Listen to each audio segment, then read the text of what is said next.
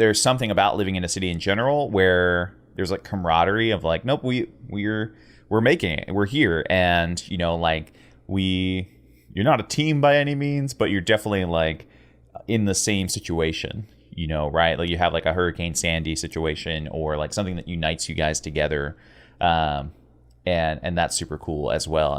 And like everybody who comes to New York mostly is similar to you. Like they're pursuing something, they are hungry, there is like a desire, you know, to do whatever it is they want to do, right? Like we all hear that story, and it's like New York or LA, you know, now like Nashville and Atlanta a little bit, but it's like, you know, I went here to try and see if I can make this work. And again, if you can make it in New York, you could probably do it anywhere. So that's kind of the idea.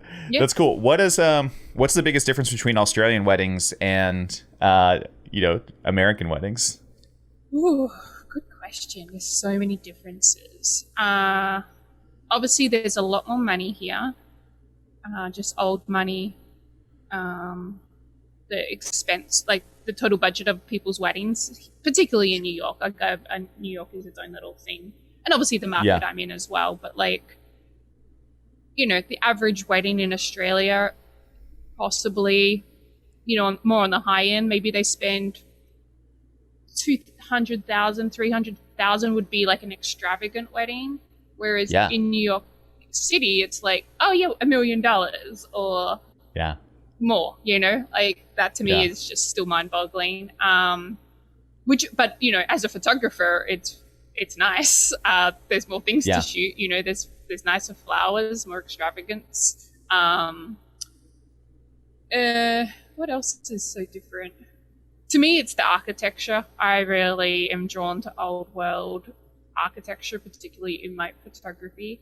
And that doesn't exist so much in Australia because we're a country that's not that old, and a lot of it got built in the 70s and 80s. So like it's a lot of like more modern architecture, you know, but also dated architecture compared to like old world charm. And so to me, I find it easier to execute my vision here because of the backgrounds I've got to work with and that type of thing. So I feel like it's more in line with my aesthetic and easier for me to create that, I guess. But in Australia, the people are like, just Aussies are so friendly. Like, there's just a different. I feel like in New York, you're definitely more considered the hired help. Not so much by the couple, but you're hired. Yeah. Whereas in Australia, you're seen as more an artist, maybe.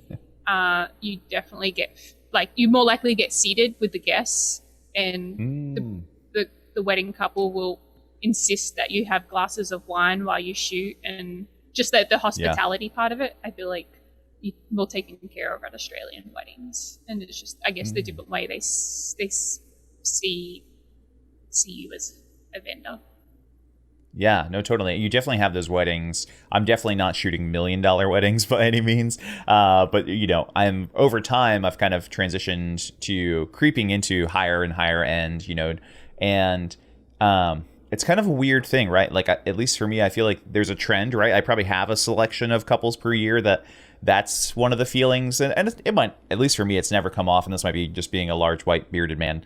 It's never come off as strong.